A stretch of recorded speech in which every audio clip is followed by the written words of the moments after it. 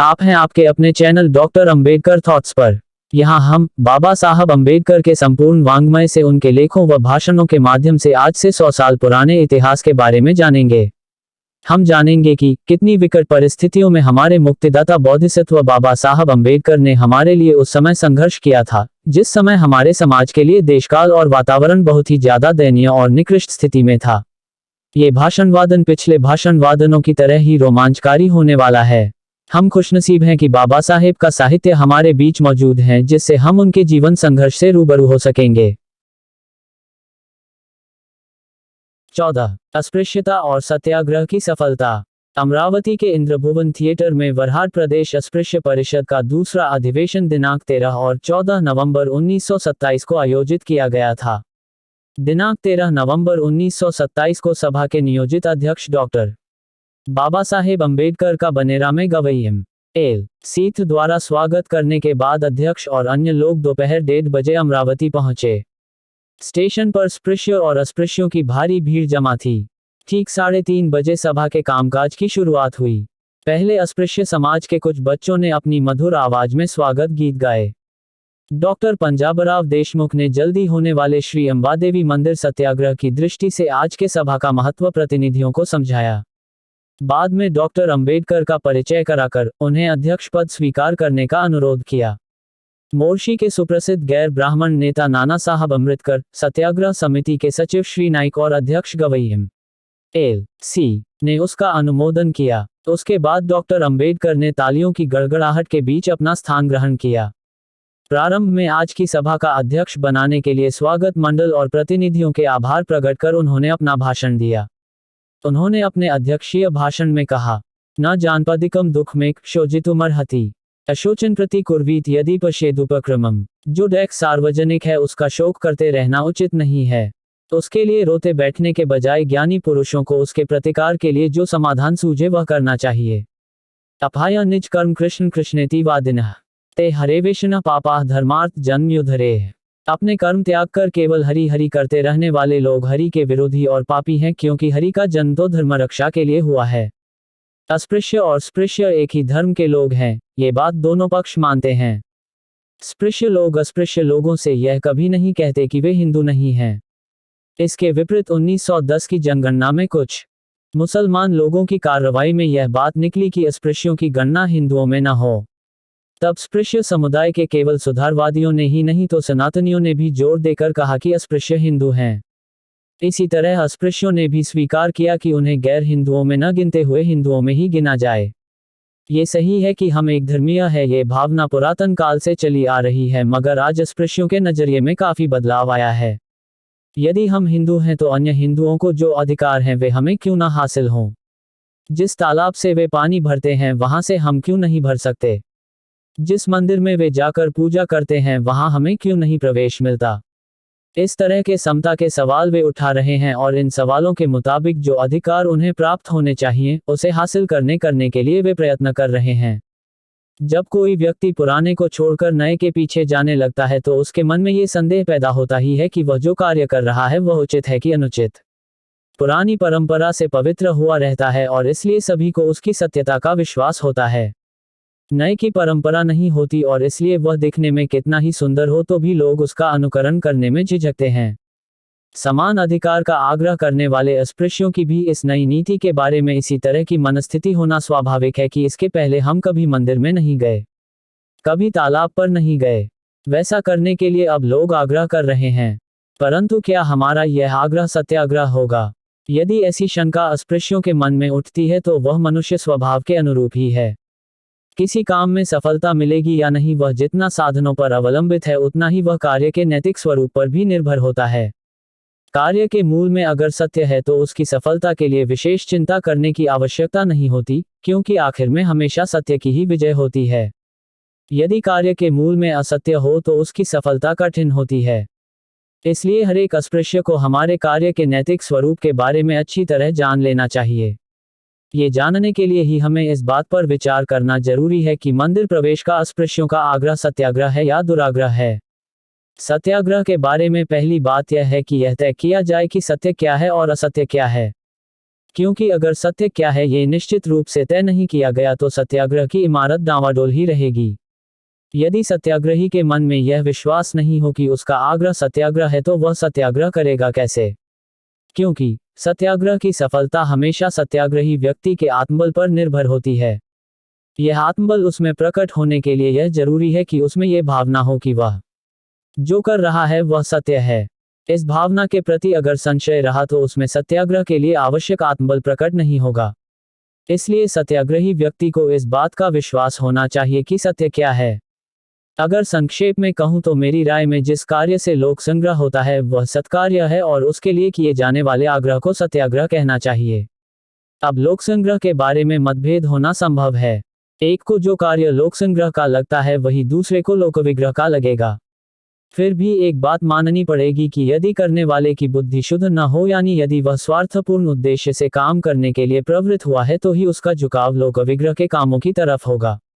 वहीं अगर करने वाले के मन में संभाव जागृत है तो उसके हाथों से लोक विग्रह का काम कभी होगा ही नहीं, क्योंकि स्वार्थ न होने के कारण उसकी इच्छा लोक संग्रह ही की होगी। इसलिए इन दो सिद्धांतों के आधार पर हमारी सत्याग्रह की परिभाषा यह है कि जहां संभाव है वहां लोक संग्रह है और जहां लोक संग्रह है वहां सत्कार्य है और ऐसे कार्य के लिए जो आग्रह होता है वह सत्याग्रह है। ये सोच हमारी नहीं है, इसे हमने गीता से लिया है। कुछ लोगों को इस बात का आश्चर्य लगेगा कि हम सत्याग्रह के लिए गीता को आधार बना रहे हैं। सामान्य तौर पर लोगों का यह मानना है कि सत्याग्रह गीता का विषय नहीं है, लेकिन हमारी दृष्टि से यह समझ गलत है। सत्याग्रह ही गीता का मुख्य प्रतिपाद्य विषय है। यदि हम गीता के उपदेशों को ठीक से समझें तो हमारे कहने की सत्यता सहज रूप से समझ में आ जाएगी। गीता में अर्जुन ने कौन सा सवाल किया और उस पर श्री कृष्ण ने क्या जवाब दिया, इस तरफ अगर कोई ध्यान देगा तो उसे दिखाई देगा कि अर्जुन जब रथ के नीचे बैठ गया तब भगवान श्री कृष्ण ने उससे कहा, बैठो मत, तुम्हारे राज्य अधिकार को जिन्होंने छीना है उनसे युद्ध करो। तब अर्जुन ने उनसे सवाल किया कि बताओ कि आप जो आग्रह कर रहे हैं क्या वह सत्याग्रह है? तो उसके इसी एक सवाल के जवाब में भगवान ने गीता कही है। इसलिए गीता ग्रंथ का सत्याग्रह के अलावा कोई दूसरा मुख्य प्रतिपाद्य विषय हो ही नहीं सकता। अस्पृश्य लोग स्पृश्यों के बराबर अधिकार का जो आग्रह रखते हैं वह सत्याग्रह है या नहीं, ये साबित करने के लिए हमने जो गीता का आधार लिया है वह इसलिए क्योंकि गीता सत्याग्रह की एक मीमांसा है। लेकिन इस कार्य के लिए गीता का हवाला देने की एक और वजह है, वह ये कि स्पृश्य और अस्पृश्य दोनों ही इसे धर्मग्रंथ मानते हैं। हम अगर किसी और ग्रंथ का हवाला देते तो स्पृश्य लोग ये कहने से नहीं चूकते कि हमें ये स्वीकार्य नहीं है। यदि अस्पृश्य लोगों द्वारा शुरू किया गया सत्याग्रह गीता की कसौटी पर खरा उतरता है तो स्पृश्यों के लिए उसका विरोध कर पाना संभव नहीं होगा, क्योंकि ऐसा करना एक तरह से गीता को ही अस्वीकार करने जैसा होगा। अब हम देखते हैं कि अस्पृश्यों का सत्याग्रह क्या गीता की कसौटी पर खरा उतरता है या नहीं। पहले हम जानें कि हमारा शुरू किया हुआ कार्य क्या लोक संग्रह का कार्य है। कुछ लोग ऐसा सोचते हैं कि अस्पृश्यता को खत्म कर हम स्पृश्य बने, इतना ही इस आंदोलन का उद्देश्य है, लेकिन ऐसा मानना गलत है। अस्पृश्यता से केवल अस्पृश्यों का ही नुकसान हुआ हो ऐसा नहीं है, उससे स्पृश्यों का भी और इस देश का भी बेहद नुकसान हुआ है। अस्पृश्यता के कलंक से केवल अस्पृश्य ही कलंकित नहीं हुए हैं तो स्पृश्य भी कलंकित हुए हैं। जिसे छोटा माना जाता है उससे उसका अपमान तो होता है, मगर जो छोटा मानते हैं उनकी भी नीतिमत्ता कम होती है। यदि अस्पृश्य लोग अस्पृश्यता के दलदल से निकलकर आत्मस्वातंत्र्य प्राप्त करते हैं तो वे अपनी उन्नति तो करेंगे ही, साथ ही अपने पराक्रम, बुद्धि और कर्तृत्व से देश की प्रगति के भी कारक होंगे। इस दृष्टि से देखें तो अस्पृश्यता उन्मूलन का आंदोलन केवल पतित्वाधार का आंदोलन न होकर सही मायने में लोक संग्रह का आंदोलन है। यदि अस्पृश्य केवल अपने स्वार्थ को ध्यान में रखकर केवल अपना ही उद्धार करना चाहते हैं तो उन्हें सत्याग्रह जैसे कठिन सिद्धाराव्रत को अपनाने की कोई जरूरत नहीं है, क्योंकि जिस मनुष्यता के लिए, जिस समता के व्यवहार के लिए वे प्रयत्नशील हैं तो उस मनुष्यता को प्राप्त करने के लिए उन्होंने अगर धर्मांतर किया तो वे अपने उद्देश्य में सहज रूप से सफल हो जाएंगे। और अस्पृश्यता उन्मूलन के लिए उन्हें जो शक्ति खर्च करनी पड़ रही है उसे वे अपने शैक्षणिक और आर्थिक हितों के लिए उपयोग में ला सकेंगे। हिंदू धर्मावलंबियों में एक बड़ी अजीब बात है, वह ये कि जब तक कोई व्यक्ति हिंदू समाज का घटक होता है तब तक ही उस पर हिंदू धर्म द्वारा निर्दिष्ट श्रेय और निश्रेय, पाप और पुण्य और छुआछूत के यम नियम लागू होते हैं। लेकिन वही आदमी यदि हिंदू धर्म से संबंध तोड़कर अलग धर्म और समाज का अंग बन जाता है तो हिंदू धर्म द्वारा निर्दिष्ट श्रेय और निश्रेय, पाप और पुण्य और छुआछूत के यम नियम उस पर लागू नहीं होते। उसके साथ मानव धर्म द्वारा निर्दिष्ट श्रेय और निश्रेय, पाप और पुण्य और छुआछूत के यम नियमों के अनुसार व्यवहार किया जाता है। यह इस बात से ही स्पष्ट है कि स्पृश्य लोग अस्पृश्यों को जिस तरह से दूषित मानते हैं उस तरह वे कुत्ते बिल्लियों या मुसलमानों को दूषित नहीं मानते। क्योंकि कुत्ते बिल्लियों या मुसलमानों का हिंदू धर्म से संबंध नहीं है, इसलिए उनके साथ मानव धर्म के नियमों के अनुसार बर्ताव किया जाता है। ऐसा नहीं है कि अस्पृश्य इस खूबी को नहीं जानते। उन्हें पूरी तरह से पता है कि कोई अस्पृश्य हिंदू धर्म में रहता है तो उसे स्पृश्य हिंदुओं द्वारा कमतर समझा जाता है, लेकिन वही अगर ईसाई या मुसलमान हो गया तो वही हिंदू लोग उसके साथ अपनी बराबरी का व्यवहार करते हैं। फिर भी अस्पृश्यता निवारण का यह आसान रास्ता न अपनाकर और दूसरे धर्म में जाकर हिंदू धर्म को कमजोर करने के बजाय उसी में ही रहकर अपने पास जितनी शक्ति है उसे लगाकर अपनी मनुष्यता हासिल करने का उन्होंने जो निश्चय किया है, उससे ये स्पष्ट है कि उन्होंने जो कार्य शुरू किया है वह केवल अपने कल्याण तक ही सीमित नहीं है, अपितु वह हिंदू धर्म के कल्याण के लिए भी है। इसी तरह कोई यह भी नहीं कह सकता कि जो अस्पृश्य यह आंदोलन कर रहे हैं उनमें संभाव नहीं है, क्योंकि अस्पृश्यों की मांग विशेषाधिकार की नहीं, समान अधिकार की है। अस्पृश्य यह मांग नहीं कर रहे कि हिंदुओं को जो अधिकार हैं वे केवल उन्हीं को प्राप्त हों, औरों को नहीं।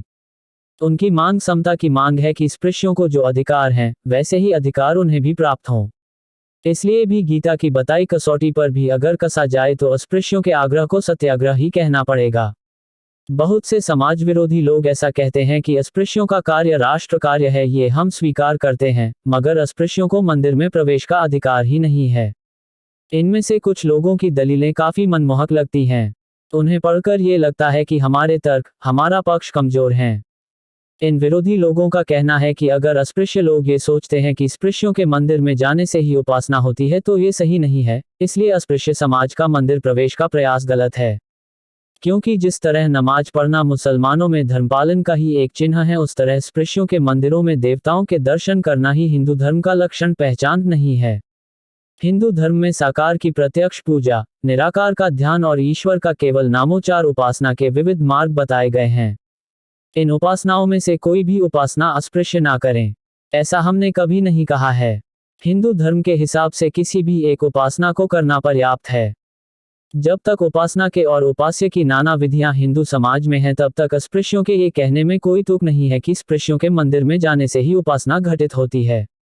इन विरोधियों को हमारा जवाब है कि हिंदू समाज में उपासना के कई प्रकार हैं और उनमें से किसी एक प्रकार की उपासना करें तो भी हिंदू धर्म का पालन होता है, इसे हम मान्य करते हैं। तो भी अगर कोई साकार की प्रत्यक्ष पूजा करना चाहता है तो उसे उसकी छूट क्यों नहीं होनी चाहिए? उपासना का यह मार्ग एक के लिए खुला तो दूसरे के लिए बंद क्यों है? और जिन अस्पृश्यों के लिए वह बंद है उन्होंने अगर उसे खोलने का आग्रह किया तो क्या वह सही नहीं होगा? जहां उपासना के कई प्रकार हैं वहां किसी व्यक्ति को अपने लिए उचित उपासना निर्धारित करने का अधिकार होना ही चाहिए। अस्पृश्य लोग इस अधिकार के लिए संघर्ष कर रहे हैं। उनका पक्ष कमजोर है कहना उनके साथ शुद्ध छल है। इन विरोधियों की दूसरी दलील यह है कि स्पृश्य लोग अस्पृश्यों को अपने मंदिरों में देवताओं के दर्शन के लिए नहीं जाने देते हैं, तो भी हरेक को अपने देवता की स्थापना की स्वतंत्रता है। जिन अस्पृश्यों को साकार के प्रत्यक्ष पूजन की उपासना पद्धति पसंद हो वह अलग मूर्ति की स्थापना करे। स्पृश्य हिंदू समाज ने उन्हें यह स्वतंत्रता दी है। केवल उपासना के लिए अस्पृश्यों को स्पृश्यों के देवताओं पर अधिकार जताने की कोई जरूरत नहीं है। जो पढ़े लिखे मूर्ख ये दलील देते हैं उनसे हमारा सवाल है कि रेलवे अधिकारी अगर रेल में गोरे लोगों के लिए अलग, काले लोगों के लिए अलग डिब्बों का आरक्षण करते हैं तो यह व्यवस्था आप लोगों को स्वीकार नहीं होती, और फिर आप उसके खिलाफ शिकायत क्यों करते हैं? रेलवे अधिकारियों ने यदि गोरे लोगों के लिए अलग डिब्बा आरक्षित किया हो तो भी आपको अन्य डिब्बों में यात्रा करने की स्वतंत्रता है। आपको यात्रा करनी है और अलग डिब्बों में बैठकर जाने की आपको आज़ादी है। फिर गोरे लोगों के लिए आरक्षित डिब्बों पर आप अपना हक क्यों जताते हैं? इसका एक ही उत्तर है, वह ये कि यह सवाल केवल यात्रा तक सीमित नहीं है, समानता का है। उपरोक्त दलील को अस्पृश्य भी इसी तरह का जवाब देते हैं। अस्पृश्य लोग मंदिर प्रवेश पर जो जोर दे रहे हैं वह केवल साकार के प्रत्यक्ष पूजन के लिए नहीं है। अस्पृश्य लोगों को मंदिर में प्रवेश करके ये सिद्ध करना है कि उनके प्रवेश से मंदिर दूषित नहीं होते, या उनके द्वारा मंदिर की मूर्ति को स्पर्श करने से मंदिर की मूर्ति की पवित्रता कम नहीं होती। ये सिद्ध करने के लिए अलग देवता की स्थापना से बात नहीं बनती। इसी कारण जिस देवता को पवित्र मानकर स्पृश्य लोग उसकी उपासना करते हैं, उस देवता की उपासना करने का आग्रह अस्पृश्य लोग कर रहे हैं, उसके बगैर अस्पृश्यों का उद्देश्य पूरा नहीं होता। अस्पृश्यों का कहना है केवल पापियों के स्पर्श से देवताओं की पवित्रता कम हो सकती है, हमारे छूने से वह कम नहीं होगी, क्योंकि हम पापी नहीं हैं। इससे ये स्पष्ट है कि उनके आंदोलन का मुख्य सिद्धांत यह है कि भगवान के भक्तों में कोई पवित्र और कोई अपवित्र ऐसा भेदभाव नहीं है, और इसीलिए वे स्पृश्यों द्वारा स्थापित मूर्ति की उपासना करने का आग्रह कर रहे हैं। यह आग्रह सत्याग्रह नहीं है, ऐसा कौन कहेगा। अस्पृश्यों के सत्याग्रह के खिलाफ उपरोक्त आपत्तियां प्रकट करके ही वे लोग चुप नहीं बैठे, उन्होंने कुछ व्यवहारिक आपत्तियां भी गढ़ डाली हैं। इस मुद्दे पर उनका कहना यह है कि संगठन वाले जब कहते हैं कि स्पृश्यों के मंदिर अस्पृश्यों के लिए खुलने चाहिए तो बात अलग है, और जब अस्पृश्य स्पृश्यों से कहते हैं कि आप अपने मंदिर हमारे लिए खोल दीजिए, नहीं तो सत्याग्रह करके उन पर अधिकार कर लेंगे, तो ये कहना अलग है। क्योंकि स्पृश्य और अस्पृश्य का भेदभाव भले ही गलत हो, वह अनंत काल से चल रहा है, या वह उचित न्याय पर आधारित हो, लेकिन ये भेदभाव पैदा होने के बाद हम स्पृश्यों ने मंदिर बनाए हैं, चलाए हैं या उनकी देखरेख की है, तो अस्पृश्य उस पर अपना अधिकार कैसे जता सकते हैं। अगर वे ये अधिकार जताने लगे तो क्या उसे न्यायोचित कहा जा सकता है। अस्पृश्यों के सत्याग्रह का मसला स्पृश्य और अस्पृश्य का केवल मसला नहीं है, वरन न्याय और अन्याय का मसला भी है। इस सोच पर इन विरोधियों का सारा दारोमदार है। उनकी नज़र में अमरावती के अंबादेवी मंदिर के पंचों ने अस्पृश्यों की अर्जी कूड़ेदान में फेंक दी हो तो भी रीति रिवाज, परंपराएं और कानून हमेशा उनके पक्ष में है, क्योंकि सारे समाज में अन्य मामलों में अस्पृश्यता खत्म हो गई हो तो भी एक भी पंच कहे कि यह परंपरा नहीं है तो कायदे के अनुसार और न्याय के अनुरूप वह अस्पृश्यों पर पाबंदी लगा सकता है। यह ऐतराज भी एकदम नादानी भरा है। अस्पृश्यों को यह मानना पड़ेगा कि स्पृश्यों ने मंदिर बनाए, उनकी देखभाल की, लेकिन कोई इस बात को स्वीकार नहीं कर सकता कि केवल इस वजह से अस्पृश्यों को ये कहने का अधिकार नहीं है कि स्पृश्यों ने अपने मंदिर उनके लिए खोलने चाहिए।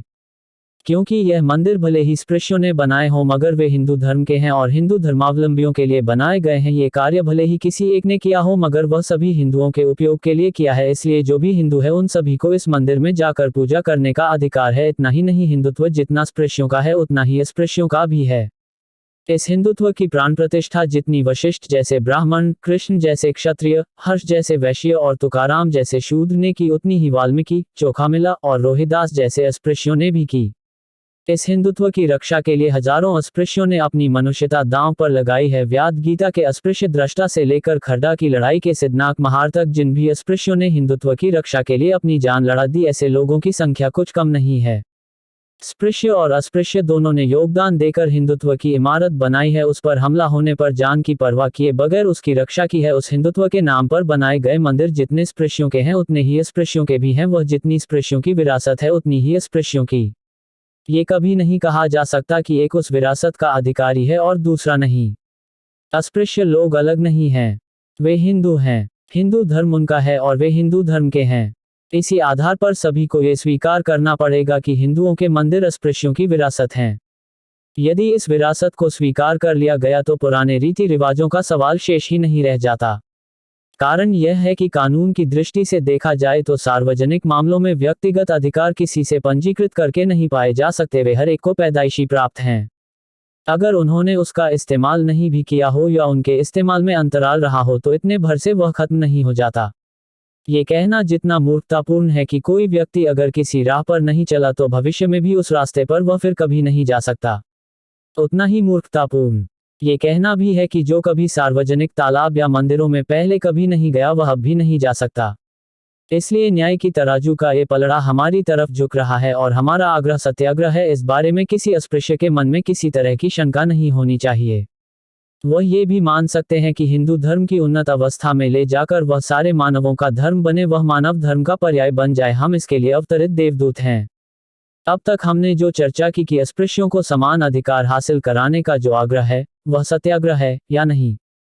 अब हम विचार करते हैं कि अस्पृश्य लोग कैसे इस सत्याग्रह को करें। पहले सत्याग्रह का तरीका निश्चित होना चाहिए। महात्मा गांधी आधुनिक युग में सत्याग्रह के आंदोलन के पुरस्कर्ता हैं। सभी यह मानते हैं कि महात्मा गांधी ने सत्याग्रह की जो राह बताई उसके अलावा कोई दूसरी राह हो ही नहीं सकती। महात्मा गांधी ने सत्याग्रह का जो रास्ता चुना उसमें हिंसा के लिए कोई गुंजाइश नहीं है। उनकी सोच के मुताबिक जहां हिंसा है वहां सत्याग्रह है ही नहीं। हमें लगता है कि महात्मा गांधी का ये कहना तर्कपूर्ण है, इस बारे में एक राय होना, आम सहमति होना संभव नहीं है। किसी व्यक्ति का आग्रह सत्याग्रह है या दुराग्रह है, यह आग्रह की सफलता के लिए अपनाए गए साधनों पर निर्भर नहीं होता, वह पूरी तरह उस कार्य के नैतिक स्वरूप पर निर्भर होता है। अगर यह कार्य सत्कार्य है तो उसके लिए किए गए आग्रह को सत्याग्रह कहना चाहिए, और अगर वह कार्य असत्य होगा तो उसके लिए किए गए आग्रह को दुराग्रह कहना पड़ेगा। हिंसा और अहिंसा तो केवल उस आग्रह की सफलता के लिए अपनाए गए साधन हैं। जिस तरह कर्म और कर्ता के अनुसार क्रियाएं बदलती हैं, उस तरह साधनों के कारण आग्रह का नैतिक स्वरूप नहीं बदलता। अगर कोई दुराग्रही अपने आग्रह को सफल बनाने के लिए अहिंसा का मार्ग अपनाए तो उसके दुराग्रह को सत्याग्रह नहीं कहा जा सकता। या अगर किसी सत्याग्रही ने सत्याग्रह की सफलता के लिए हिंसा की तो केवल इस आधार पर उसके सत्याग्रह को दुराग्रह नहीं कहा जा सकता। अगर ऐसा होता तो भगवान श्री कृष्ण ने अर्जुन को सत्याग्रह की सफलता के लिए हिंसा का रास्ता अपनाने के लिए मजबूर किया, उसे क्या कहा जाए? क्या वह पापात्मा था? ऐसा लगता नहीं कि कोई भी हिंदू ऐसा कहने के लिए तैयार होगा। और अगर कोई ऐसा कहने के लिए तैयार हो भी गया तो उसकी बात सभी को रास आएगी, ऐसा नहीं कहा जा सकता। कारण यह है कि भले ही अहिंसा परमो धर्मः कहा जाता हो, मगर हर जगह अहिंसा धर्म का पालन करना संभव नहीं होता। हमें आंखों से भले ही दिखाई न दे, मगर तर्क से यह समझा जा सकता है कि इस दुनिया में इतने सूक्ष्म जंतु व्याप्त हैं कि हमारी आंखों की पलकें झपकने भर से भी इन जंतुओं के हाथ पांव टूट जाते हैं। हवा, पानी, फल आदि सभी स्थानों पर जो सैकड़ों सूक्ष्म जंतु हैं, उनकी हत्या कैसे रोकी जा सकती है? डॉक्टर जगदीश चंद्र बोस ने जो वैज्ञानिक शोध कार्य आविष्कार किया है, उससे साबित होता है कि पेड़ पौधों में भी जीव है। फिर इन पेड़ पौधों को नष्ट करने वाले ब्राह्मण और नाक में कपड़ा बांधकर घूमने वाले जैन तीर्थंकर अहिंसक होने का दावा कैसे कर सकते हैं? इसी तरह ये कहना तर्कसंगत नहीं होगा कि हर जगह अहिंसा से काम चल सकता है। मान लीजिए कि कोई आपकी जान ले या आपकी पत्नी या बेटी का बलात्कार करने या आपके घर में आग लगाने या आपकी सारी दौलत हड़पने के लिए कोई दुष्ट व्यक्ति हाथ में शस्त्र हथियार लेकर आता है और आपके पास और कोई रास्ता नहीं है, तो आप क्या करेंगे? हम ऐसे दुष्ट आदमी की अहिंसा परमो धर्म का जाप करते हुए उपेक्षा करें, या भलमनसाहत से न समझने पर उसे सबक सिखाए? कोई भी इन दोनों में से दूसरे मार्ग को अपनाए बगैर नहीं रह सकता, और कोई नहीं कह सकता कि उसकी करनी शास्त्रों के विरुद्ध है, क्योंकि ऐसे समय हत्या का पाप हत्यारे को नहीं लगता। शास्त्रकार कहते हैं कि जो दुष्ट मरता है वह अपने अधर्म से मारा जाता है। केवल प्राचीन विधिवेताओं ने ही नहीं तो आधुनिक फौजदारी कानून में भी आत्मसंरक्षण के लिए हिंसा करने के अधिकार को स्वीकार किया है। हिंसा करना भले ही गलत हो, मगर यदि उसके बगैर आत्मरक्षा संभव नहीं है तो हिंसा को उचित समझा जाता है।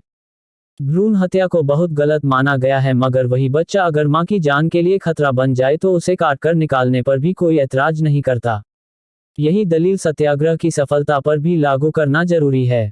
और यदि सत्याग्रही आदमी को हिंसा करनी पड़े तो वह ये कहते हुए क्षम्य मानी जाएगी कि उसके सामने और कोई चारा ही नहीं था।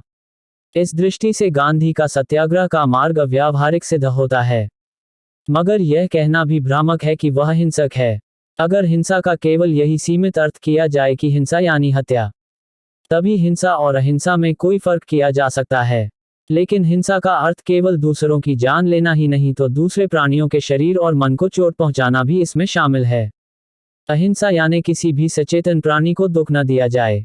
यदि अहिंसा के इस व्यापक अर्थ को अपनाया जाए तो महात्मा गांधी की अहिंसा एक तरह की हिंसा ही है, ऐसा कहना पड़ेगा। इसमें कोई संदेह नहीं है कि उनकी सत्याग्रह की पद्धति से दूसरे प्राणियों के शरीर पर भले ही आघात न होता हो, मगर उनकी आत्मा को या मन को दुख पहुंचता है। गांधी जी का सत्याग्रही आदमी मानव हत्या भले ही न करे तो भी अपने आग्रह के कारण विरोधियों के मन की शांति को भंग करता ही है। इसलिए ये कहना पड़ता है कि महात्मा गांधी का ये कहना अपूर्ण है कि उनके सत्याग्रह से बिल्कुल हिंसा नहीं होती। इसलिए सत्याग्रही को उसकी सफलता के लिए यह नीति अपनानी चाहिए कि जब तक संभव हो अहिंसा, और जरूरत पड़ने पर ही हिंसा। यह नैतिकता की दृष्टि से भी योग्य है। गांधी जी ने अहिंसा पर जो इतना जोर दिया है वह केवल इसलिए नहीं कि गांधी जी अहिंसावादी हैं। जोर देने के पीछे उनके कारण एकदम अलग हैं। महात्मा गांधी अपनी सत्याग्रह की मीमांसा में कहते हैं कि सत्य क्या है और उसे कैसे तय किया जा सकता है, इस बारे में कोई निश्चित कसौटी नहीं बनाई जा सकती। उन्हें लगता है कि जिसे वह सत्याग्रह कहते हैं उसे ही दूसरे लोग दुराग्रह कह सकते हैं। उन्होंने अपने यह विचार हंटर कमेटी के सामने पेश किए गए लिखित प्रतिवेदन में व्यक्त किए हैं। उनकी राय है कि जहां सत्य को लेकर वास्तविक मतभेद हो सकते हैं वहां हिंसा करना उचित नहीं होगा। और इस कारण ही उन्होंने अपने सत्याग्रह में हिंसा को स्थान नहीं दिया। इससे स्पष्ट है कि कार्य की सत्यता के बारे में दुविधा न हो तो उसके लिए शुरू किए गए सत्याग्रह की सफलता के लिए हिंसा करनी पड़े तो गांधी जी उस पर ऐतराज नहीं करेंगे। यह विवेचन सिर्फ इसलिए किया गया कि हिंसा सत्याग्रह के नैतिक स्वरूप में बाधक नहीं है, इस मुद्दे की इसे ज्यादा चर्चा करने की आवश्यकता नहीं है। यदि सत्याग्रह को सफल बनाने के लिए हिंसा करने पर कोई सैद्धांतिक ऐतराज न हो तो भी आज की स्थिति में ऐसा करने के लिए किसी के पास फुर्सत नहीं है।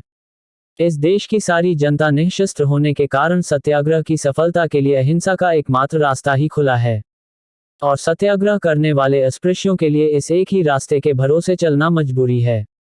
और इसके अलावा अनुभवों के आधार पर यह कहा जा सके कि अस्पृश्यों की समस्याओं को हल करने में ये रास्ता अपर्याप्त है, क्योंकि अस्पृश्यता निवारण का सत्याग्रह अभियान हाल ही में शुरू हो रहा है।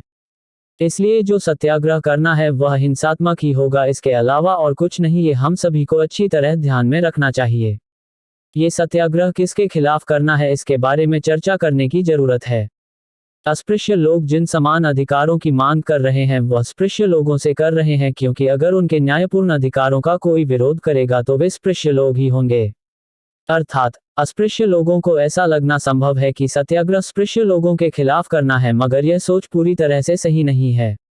जरा सोचिए, कल अस्पृश्य लोग किसी सार्वजनिक तालाब या किसी सार्वजनिक मंदिर में अपना अधिकार हासिल करने के आग्रह के साथ गए और स्पृश्य लोग उनका प्रतिकार करने के लिए आगे आए तो क्या होगा? इस सवाल पर विचार किए बगैर इस बात को पूरी तरह नहीं समझा जा सकता कि सत्याग्रह किसके खिलाफ करना है। अस्पृश्य लोग सत्याग्रह करने के लिए तैयार हों और अपेक्षा के अनुरूप स्पृश्य लोग विरोध करें और उनके विरोध के कारण शांति भंग होने के आसार नजर आने लगे तो सरकार को शांति स्थापित करने के लिए हस्तक्षेप करना पड़ेगा, क्योंकि शांति बनाए रखना सरकार का मुख्य कर्तव्य है। और सरकार हस्तक्षेप करेगी तो कौन सी नीति अपनाएगी ये जाने बगैर ये तय नहीं किया जा सकता कि सत्याग्रह किसके खिलाफ करना है। सरकार ने अगर अस्पृश्य लोगों का साथ दिया और सरकार न्यायपूर्ण अधिकारों पर अमल करने वाले लोगों को सरकार द्वारा मदद किया जाना न्यायपूर्ण है, और यदि सरकार ने न्यायपूर्ण ढंग से व्यवहार किया तो यह सवाल चुटकी से हल हो जाएगा। लेकिन यदि सरकार ने ऐसा नहीं किया और पलटी मार ली और वे सत्याग्रही अस्पृश्यों से यह कहने लगे कि आप नए नए तरीकों से अजीबोगरीब काम करने लगे हैं और इससे शांति भंग हो रही है और इसलिए हम आपको मना कर रहे हैं, सरकार ने अगर ऐसा आदेश निकाला तो आगे क्या होगा? अर्थात ये स्पष्ट है कि अस्पृश्यों को जो सत्याग्रह करना पड़ेगा वह दिखने में भले ही स्पृश्यों के खिलाफ हो, मगर अंततः वह सरकार के खिलाफ होगा। इसलिए अस्पृश्यों को ये समझ लेना चाहिए कि इस सत्याग्रह में क्या जिम्मेदारी है। संक्षेप में, इस सत्याग्रह में हमें मंदिर या तालाब पर जाने के आग्रह को मंजिल तक पहुंचाने के लिए अस्पृश्य लोगों के सामने सरकारी आदेश को भंग करने के अलावा कोई रास्ता नहीं होगा, और सरकार सत्याग्रह करने वाले अस्पृश्य लोगों को कानून तोड़ने के जुर्म में जेल में डाले बगैर नहीं रहेगी। इसलिए सत्याग्रह करने वाले अस्पृश्य लोगों को ये जानकर भी सत्याग्रह के लिए अपनी तैयारी करनी चाहिए कि इस काम में आवश्यकता पड़ने पर जेल भी जाना पड़ सकता है। असल में अस्पृश्यता इतनी अपमानजनक बात है कि उसके उन्मूलन के लिए कुछ लोगों को जान भी गंवानी पड़े तो उसके लिए तैयार रहना चाहिए। स्पृश्य लोग ऐसा मानते हैं कि हमारे स्पर्श से अपवित्र हुई वस्तु गोमूत्र छिड़कने से पवित्र हो जाती है। स्वधर्म के व्यक्ति के स्पर्श से जो दूषित होता है वह पशु के मूत्र को छिड़कने से शुद्ध होता है। ये कहना कठिन है कि मानवीय स्पर्श से दूषित होने की घृणित कल्पना ज्यादा निंदनीय है या उसे पशु के मूत्र से शुद्ध करने की भावना ज्यादा निंदनीय है। लेकिन स्पृश्यों की नज़र में एक बात तो स्पष्ट है कि पशु के मलमूत्र में जितनी पवित्रता है उतनी अस्पृश्य लोगों में नहीं है। मैं किसी भी स्वाभिमानी व्यक्ति को ऐसा नहीं लगेगा कि यह स्थिति जीवन जीने के योग्य है। केवल जिंदा रहना ही इस दुनिया का एकमात्र पुरुषार्थ नहीं है। जीने के 1000 तरीके हैं। काका बलि खाकर कौवे भी बहुत साल जीते हैं, लेकिन कोई इसके जीने को पुरुषार्थ नहीं कहता। आज नहीं तो कल या 100 साल बाद मृत्यु सभी को आने वाली है, तो फिर उससे डरना या उसे लेकर रोना क्यों? ये शरीर आखिरकार नाशवान है। आत्मा के कल्याण के लिए इस दुनिया में जो कुछ भी करना है उसे करने के लिए यह नाशवान मनुष्य देह ही एक साधन माध्यम होने के कारण कहा गया है कि आत्मनाम सततम रक्षेत दारैरपि धनैरपि। ये सही है कि शास्त्रों में कहा गया है कि पत्नी, बच्चों या संपत्ति, इन सब से पहले हमें अपनी रक्षा करनी चाहिए। तथापि इस दुर्लभ मगर नाशवान मनुष्य देह की बलि चढ़ाकर इससे भी ज्यादा शाश्वत किसी वस्तु को प्राप्त करने के लिए, उदाहरणार्थ देश, सत्य, उद्देश्य, व्रत, यश, सम्मान या भूतमात्र के लिए अनेक महापुरुषों ने अनेक प्रसंगों पर कर्तव्य की अग्नि में अपने प्राणों की आहुति दी है। हमें लगता है कि जिस तरह महाभारत में वीरपत्नी विदुला ने अपने पुत्र से कहा था कि बिस्तर में पड़े रहकर या 100 वर्ष निरर्थक जीवन गंवाने से बेहतर है कि पल भर के लिए पराक्रम की ज्योति जलाकर मर जाए, अब ऐसा समय आ गया है जब हर अस्पृश्य माता को अपने पुत्रों से यह कहना चाहिए। लेकिन अस्पृश्यों को इतना बड़ा असिधारा व्रत पालन करने के लिए कोई नहीं कह रहा। केवल जेल जाने के लिए तैयार रहो, इसके अलावा दूसरे किसी स्वार्थ त्याग की मांग नहीं है। और इतना ही न हो रहा हो तो ये कहना पड़ेगा कि अस्पृश्य लोग पुरुष नहीं हिजड़े हैं। इस कारण महाभारत में कहा गया है, अतावानिव पुरुषो यदमर्षि यदक्षमी क्षमावान निर्मर्शश्च नैव स्त्री न पुनः मान। जिन पुरुषों को अन्याय पर गुस्सा आता है और जो अपमान सहन नहीं करते उन्हीं को पुरुष कहा जाना चाहिए। जिस पुरुष को गुस्सा नहीं आता वह और नपुंसक एक जैसे हैं। लेकिन हमें उम्मीद है कि अस्पृश्यता निवारण के लिए जान निछावर करने का निश्चय हालांकि थोड़े से अस्पृश्यों का ही है, मगर अस्पृश्यता निवारण के लिए जेल जाने का निश्चय बहुत सारे अस्पृश्यों ने किया है। और अगर यह सच है तो इस काम में सफलता मिलकर रहेगी, क्योंकि यदि सरकार अन्याय करके अस्पृश्य सत्याग्रहियों को जेल में डाले तो भी वह कितने दिन जेल में रखेगी और कितने लोगों को जेल भेजेगी, और अस्पृश्य लोग भी कितने दिनों तक सरकार का आधार लेते रहेंगे। आखिर में हार होने पर सरकार को भी इस बात पर विचार करना पड़ेगा, क्योंकि सरकार हुई तो क्या हुआ, उसे भी लोकलाज है। और सरकार को कुछ समय तक लोकलाज न भी हो तो उसे ऐसा अनुभव कराना भी अस्पृश्यों के हाथ में है। शांति भंग हो रही है, इसलिए अगर सरकार हमारे न्यायपूर्ण अधिकारों के पाने में बाधक बनेगी तो हम विकसित राष्ट्रों के न्याय कोर्ट राष्ट्र संघ में फरियाद करके सरकार को उसके अन्याय के लिए शर्मसार कर सकते हैं। वैसे ही जिन स्पृश्य लोगों की हेकड़ी के लिए, अधिकारों के लिए नहीं सरकार अस्पृश्यों को दंडित कर रही है, उन स्पृश्य लोगों को भी इस पर विचार करना पड़ेगा। स्पृश्य लोगों में अस्पृश्यों के प्रति प्रेम न भी हो तो भी उन्हें अपनी सुरक्षा की चिंता है ही, और इस चिंता के कारण वे झुलस न भी रहे हों तो उन्हें झुलसने के लिए मजबूर करना हमारे हाथों में है, और वह हम सत्याग्रह के द्वारा कर सकते हैं। यदि स्पृश्य लोगों ने निश्चय किया कि अस्पृश्यों की परीक्षा लेंगे तो ज्यादा से ज्यादा सत्याग्रह सफल होगा, मगर इससे किसका नुकसान होने वाला है? स्पृश्यों का सत्याग्रह करने के बाद भी यदि अस्पृश्य लोगों को अगर यह अनुभव हुआ कि हिंदू धर्म उन्हें महत्व नहीं दे रहा, तो जो अस्पृश्य लोग आज धकेलने दुत्कारने पर भी हिंदू धर्म से बाहर नहीं जाते, उन्हें यह विश्वास हो जाएगा कि हिंदू धर्म पत्थरों का धर्म है, उससे हम अपना सर फोड़ लें तो भी कुछ नहीं होने वाला। तब वे ये कहते हुए दूसरे धर्मों में जाने के लिए तैयार हो जाएंगे कि स्पृश्य लोगों लो अपना धर्म। लेकिन इस बात की संभावना नहीं है कि स्पृश्य लोग इस मसले को इस हद तक जाने देंगे। लेकिन हमें अपना सत्याग्रह इतने बड़े पैमाने पर करना चाहिए कि सरकार के जेलें भर जाएं और सत्याग्रही कैदियों के लिए जगह न बचे, और स्पृश्य लोगों को ये बच्चों का खेल न लगे, वरन उससे उन्हें झटका लगना चाहिए। सत्याग्रह की सफलता का विचार करते समय ये जानना जितना जरूरी है कि सत्याग्रह किसके खिलाफ करना है, उतना ही इस बात के बारे में विचार करना भी जरूरी है कि सत्याग्रह किसे करना चाहिए। सत्याग्रह अपने मानवीय हकों को प्राप्त करने का उपाय तो है ही, उस उपाय को फलदायी बनाने के लिए अस्पृश्य समाज के जितने भी स्त्री पुरुष भाग लें उतना ही उसकी सफलता के लिए आवश्यक है। लेकिन हमारी नज़र में सत्याग्रह केवल एक व्यवहारिक उपाय ही नहीं है, तो वह एक तरह से आत्मशुद्धि करने के लिए शुरू किया गया यज्ञ है। इस यज्ञ में हर अस्पृश्य ने छलांग लगाकर अपने आप को शुद्ध कर लेना चाहिए। ये बात सही है कि स्पृश्य लोग अस्पृश्य लोगों को अशुद्ध और अपवित्र मानते हैं, लेकिन ये भी बात उतनी ही सही है कि अस्पृश्य लोग अपने आप को अशुद्ध और अपवित्र मानकर व्यवहार करते हैं। अब तक स्पृश्य लोगों का वर्चस्व होने के कारण अस्पृश्य लोगों को यह आदत पड़ गई है कि स्पृश्य जो बताएं वह करना, और जिस तरह का बर्ताव करने के लिए कहें वैसा बर्ताव करना।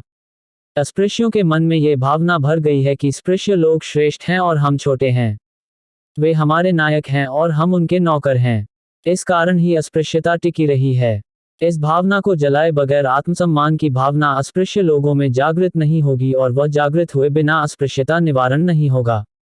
इस आत्मशुद्धि के लिए हर अस्पृश्य के लिए इस सत्याग्रह में भाग लेना जरूरी होने के बावजूद ये संदेह होना बिल्कुल स्वाभाविक है कि सांसारिक कामों में फंसे अस्पृश्य लोग इस सत्याग्रह में क्या प्रत्यक्ष रूप से भाग ले पाएंगे या नहीं। और अगर ऐसा हुआ, अगर बहुत कम लोगों ने इसमें भाग लिया और पर्याप्त लोगों ने सत्याग्रह में भाग नहीं लिया, तो उससे खास फायदा नहीं होगा। कारण यह है कि सत्याग्रह दुराग्रही लोगों को सत्य का अवलंबन करने के लिए बाध्य करने का मार्ग है। ऐसे दुराग्रही व्यक्ति को त्राही त्राही करने के लिए अगर इतने बड़े पैमाने पर सत्याग्रह नहीं हुआ तो वह अपना दुराग्रह छोड़ेगा नहीं। इसलिए हमारा अनुरोध है कि हमें सांसारिक कामों से मुक्त हो चुके या सांसारिक कामों में न पड़े हुए 5,000 अस्पृश्य युवकों का एक सत्याग्रह दल तैयार करना चाहिए और इस दल के जरिए जहां जहां सत्याग्रह करने की जरूरत पड़े वहां वहां सत्याग्रह किया जाए। इस योजना पर अगर अमल किया गया तो सत्याग्रह की योजना में कोई कमी नहीं रहेगी और 5,000 लोगों के इतने बड़े सत्याग्रही दल को हम भेज सके तो सत्याग्रह की सफलता के बारे में कोई संदेह नहीं रहेगा। इस तरह के दल को तैयार करने के लिए आर्थिक मदद चाहिए और इसके लिए कुछ समय भी लगेगा। ये होने तक अस्पृश्य लोग जिस थोड़ी बहुत संख्या में सत्याग्रह कर सकते हैं उतनी संख्या के साथ सत्याग्रह शुरू करें। हम जानते हैं कि कई स्पृश्य लोग अस्पृश्यों के सत्याग्रह के मार्ग में बाधक बन रहे हैं। इन स्पृश्य लोगों की दलील है कि अस्पृश्य लोगों के समान अधिकारों का मुद्दा अस्पृश्यों के सत्याग्रह से हल नहीं होगा। इस समस्या को स्पृश्यों के बीच आंदोलन कराकर हल करना चाहिए और जिस दिन स्पृश्य लोग अपनी मर्जी से मंदिरों पर यह सूचना पट लगाएं कि अस्पृश्य भी पूजा के लिए भगवान के दर्शन के लिए आएं, तो उस दिन अस्पृश्यों को मंदिर में प्रवेश करना चाहिए। तब तक वे कोई जल्दी न मचाएं। लेकिन क्या स्पृश्य लोग अपनी मर्जी से इस समस्या को हल करेंगे? हमें उसकी बिल्कुल उम्मीद नहीं है, क्योंकि उन लोगों का कहना है कि यह बहुमत, दया, ममता, नैतिकता या समान अधिकार का सवाल नहीं है। ये केवल धर्म के सिद्धांतों का सवाल है। अस्पृश्य इस सवर्ण रूपी विराट पुरुष का कोई भी अंग नहीं बन सकते, क्योंकि ब्राह्मण मुख, क्षत्रिय बाहु, वैश्य जांघों और शूद्र पांव बनने के बाद अस्पृश्य लोगों के लिए इस विराट पुरुष में कोई स्थान बचता ही नहीं। अस्पृश्य लोग इस हिंदू विराट पुरुष के पैरों की जूती हैं। जूता कभी शरीर का हिस्सा हो ही नहीं सकता। उसी तरह अस्पृश्य कभी भी हिंदू धर्म के साथ एक रस नहीं हो सकते। उनकी ऐसी इच्छा मूर्खतापूर्ण और गलत सोच है। अस्पृश्य वर्ग मुसलमान वर्ग की तरह ही परिधि के बाहर का वर्ग है। वह स्वधर्म रूपी विराट पुरुष के पांवों के परे का और शरीर से सीधे तौर पर संबंध न रखने वाला हिस्सा है। जिन लोगों के विचार इस तरह के हैं उन लोगों की नियत पर और सद्भाव पर अस्पृश्य लोग विश्वास करके चुपचाप बैठे रहें। इस तरह का उपदेश छलपूर्ण न हो तो भी मूर्खतापूर्ण तो अवश्य है ही। कुछ स्पृश्य लोग कहते हैं कि यदि अस्पृश्य लोगों ने सत्याग्रह शुरू किया तो वह सफल होना संभव नहीं है, क्योंकि उन्होंने अगर सत्याग्रह के शस्त्र का स्पृश्य लोगों के खिलाफ उपयोग किया तो कुछ स्पृश्य लोगों की सहानुभूति अस्पृश्यता निवारण कार्यक्रम के साथ जो है वह भी वे गंवा बैठेंगे, क्योंकि यह आघात सारे स्पृश्य समाज पर होगा और सुधारवादी और सनातनी स्पृश्य इस हमले का मुकाबला करने के लिए एकजुट हुए बिना नहीं रहेंगे। लेकिन हम इन लोगों से पूछते हैं कि हमें यह बताने की जरूरत नहीं है कि स्पृश्य लोगों में से एक हिस्सा हमारे साथ है। हम यह अच्छी तरह से जानते हैं कि आपको अगर सचमुच हमसे सहानुभूति है तो हमें कुछ स्पृश्य लोग हमारे साथ हैं की वजह बताकर हमें सत्याग्रह से रोके नहीं। यदि आप सचमुच हमारे साथ हैं और हमारे साथ हो रहे अन्याय को लेकर आपको गुस्सा या चिढ़ है तो आप भी हमारे सत्याग्रह में शामिल होइए। इसी में आपकी सहानुभूति की असली परीक्षा है, नहीं तो आपकी दोस्ती हो या द्वेष हमारे लिए दोनों बराबर हैं। अमरशून्य जन्य जंतुना न जातहार्देन न विद्वेषाद्राह। अमेरिका में जब गुलामी की प्रथा का उन्मूलन करने की मुहिम शुरू हुई तब अमेरिका के गोरे लोगों में दो गुट दो खेमे थे। दक्षिण के गोरे लोग इस मुहिम के खिलाफ थे तो उत्तर के गोरे लोग इस मुहिम के पक्ष में थे।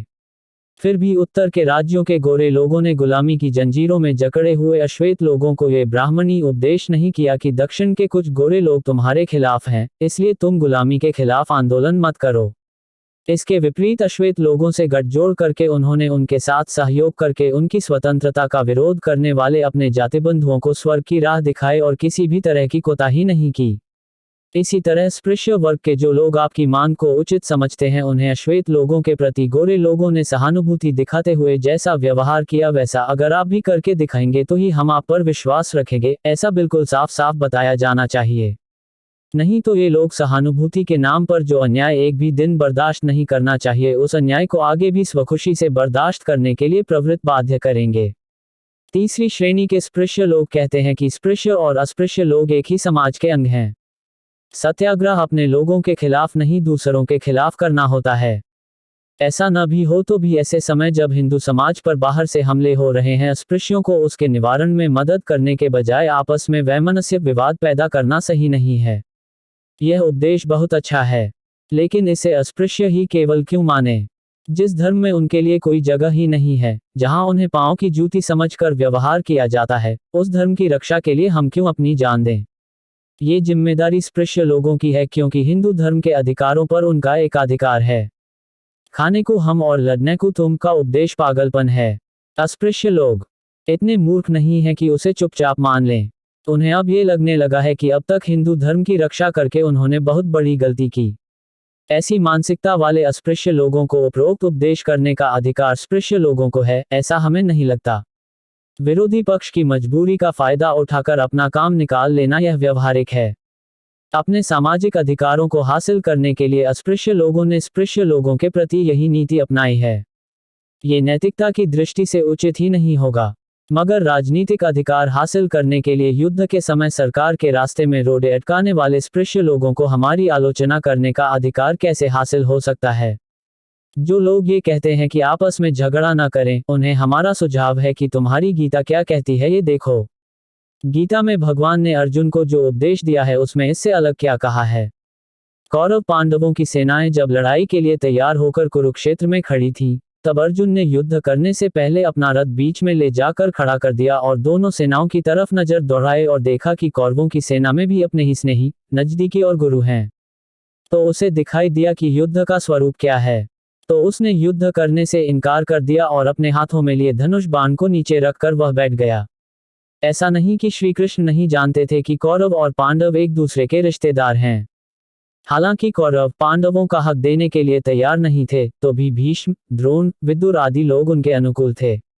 और श्री कृष्ण जानते थे कि कुछ समय बाद उनके विचारों का परिणाम कौरवों पर हो सकता था। आपस में झगड़े न करें ये सिद्धांत अगर सत्य होता तो अर्जुन के व्यवहार को देखकर भगवान कृष्ण ने ये क्यों नहीं कहा कि तुम जो कह रहे हो वही सही है, तुम्हें जो अनुभूति हुई उसे देखकर मुझे खुशी हो रही है। इसके विपरीत उन्होंने अर्जुन से कहा कि तुम्हें ये दुर्बुद्धि कैसे हुई? ये कायरता तुम्हें शोभा नहीं देती। इस दुर्बलता को छोड़कर युद्ध के लिए उठकर खड़े हो जाओ। इतना ही नहीं, ये देखकर भी कि इस युद्ध में अनगिनत लोग मारे जाएंगे, उन्होंने इस बात को कौड़ी का भी महत्व नहीं दिया। और यह सब इसलिए हुआ, कौरवों द्वारा पांडवों के छीने गए राज्य को पाने के लिए। जिस उद्देश्य के लिए अर्जुन सत्याग्रह कर रहा था, वह उद्देश्य और जिस उद्देश्य के लिए अस्पृश्य सत्याग्रह करने वाले हैं उस उद्देश्य की तुलना एकदम महत्वहीन है। पांडव राज्य के लिए लड़ रहे थे, अस्पृश्य लोग मानवीयता के लिए लड़ रहे हैं। मानवीयता जाने पर इंसान का सब कुछ चला जाता है, लेकिन राज्य के जाने से मानवीयता तो बाकी रहती है। राज्य के बगैर पांडव कोई मर नहीं जाते, लेकिन मानवीयता के बगैर अस्पृश्य लोग जीते जी मरे मुर्दे की तरह हैं। यदि राज्य जैसे शूद्र उद्देश्य के लिए श्री कृष्ण अर्जुन को गुरु हत्या, बंधु हत्या और कुलक्षय जैसे घृणित कर्म करने के लिए प्रेरित करें, तो मानवीयता की रक्षा के अति उत्तम या श्रेष्ठ उद्देश्य के लिए अस्पृश्य सामान्य सा हठयोग भी न करें, ऐसा स्पृश्यों का जो कहना है ये फिजूल है। असल में इन स्पृश्यों की बातें सुनने की कोई जरूरत नहीं है, क्योंकि वे हमारे कितने भी हितचिंतक हों वे हमें इस बारे में उपदेश करने के लिए अपात्र हैं, क्योंकि यह सवाल अधिकारों का, जाति का, स्वार्थ का व मानसिकता का है, विद्या, ज्ञान और बुद्धि का नहीं है।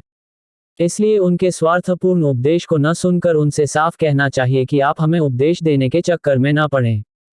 कोई भी किसी भी युद्ध से पहले राजनयिक बातचीत होती है, उसका कोई उपयोग न होने पर फिर युद्ध की नौबत आती है। मुझे लगता है कि अस्पृश्यता उन्मूलन के काम पर काफी समय तक बातचीत हो चुकी है।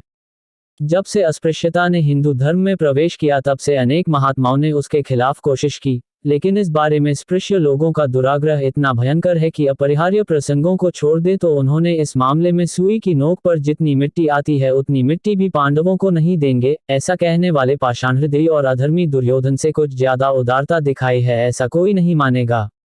और ऐसा लगता भी नहीं कि आगे उनकी प्रवृत्ति में आत्मप्रेरणा से अस्पृश्यों के लिए कोई अनुकूल परिवर्तन होगा।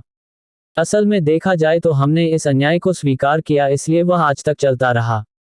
हमने अगर उसे ठुकराने का मनःपूर्वक निश्चय किया तो कोई भी उसे हम पर लाद नहीं सकता। जिस ब्राह्मण धर्म ने हमें हीन बना दिया, उस ब्राह्मणी धर्म ने कायस्थों की जाति पर भी हीनता की मुहर लगाने की कई बार कोशिश की, लेकिन उस जाति के लोगों ने समय पर ही प्रयत्न करके अपना दर्जा बरकरार रखा।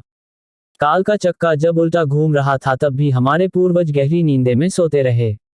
अन्य लोगों की तरह हमारे लोगों ने भी आंखें खुली रखकर अन्याय का प्रतिकार किया होता तो आज अस्पृश्य केवल इतिहास का शब्द भर रह जाता।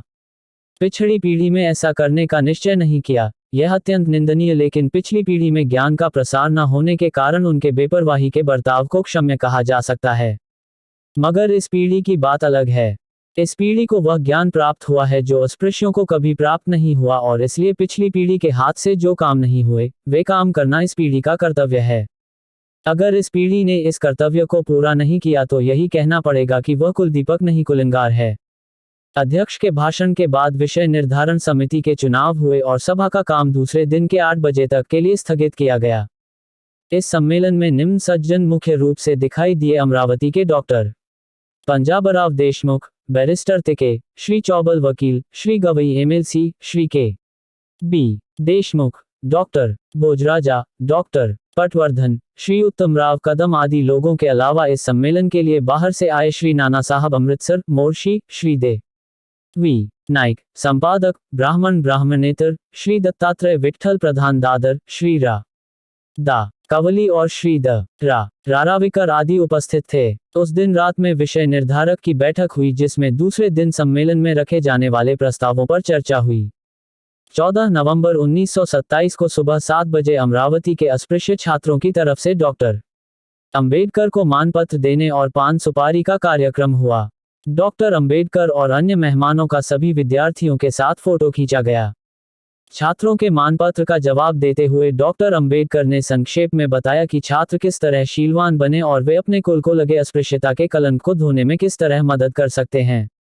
बाद में सभी लोग सुबह 8 बजे सम्मेलन स्थल पर उपस्थित हुए और सम्मेलन शुरू हुआ। शुरुआत में ही बंबई से आए तार से श्री बालाराम अंबेडकर के निधन का समाचार आया। इस दुखकारक समाचार को सुनकर सभी को बुरा लगा, लेकिन इस परिस्थिति में भी डॉक्टर अंबेडकर ने बहुत धैर्य से सम्मेलन के काम को जारी रखकर अपने लोकनायकत्व को प्रकट किया। सम्मेलन की कार्रवाई 1 बजे तक चलती रही। पहला प्रस्ताव: इस सभा के सम्माननीय अध्यक्ष डॉक्टर अंबेडकर के बड़े भाई श्री बालाराम जी के अचानक निधन के दुखद समाचार से यह सभा अत्यंत दुखी है और स्वर्गीय बालाराम जी अंबेडकर के इस दुखद निधन पर इस सभा का कामकाज 10 मिनटों के लिए बंद रखा जाता है। दूसरा प्रस्ताव: यहाँ के सम्माननीय नेता नामदार Shri Ganesh Shri Krishna Khaparde, council of state के सदस्य और श्री अंबादेवी देवस्थान के अध्यक्ष का पत्र सत्याग्रह समिति के अध्यक्ष श्री गवईएम एल सी ने सभा के सामने रखा। उस पर विचार करने के बाद ये सभा सत्याग्रह समिति को यह निर्देश देती है कि नामदार खापरदे ने समझौते की जो इच्छा दिखाई है और उसकी सफलता के लिए पत्र में कुछ समय देने की मांग की है। इस पत्र पर विचार करने के बाद और यह विश्वास करके कि नामदार खापरदे इस बारे में कोशिश करने वाले हैं, इस काम के लिए उन्हें समय देने के लिए 15 तारीख को होने वाले सत्याग्रह की तारीख को आगे बढ़ाने में कोई हर्ज नहीं है। फिर भी सत्याग्रह की तारीख किसी भी कारण से 15 नवंबर से 3 महीने से ज्यादा टाली न जाए। इस सभा का सत्याग्रह समिति से कहना है कि समझौते की बातचीत में ऐसी किसी शर्त को न माना जाए जिसमें अस्पृश्यों के मंदिर में अंतिम सीमा तक जाने के पूरे अधिकार में किसी तरह की बाधा आए।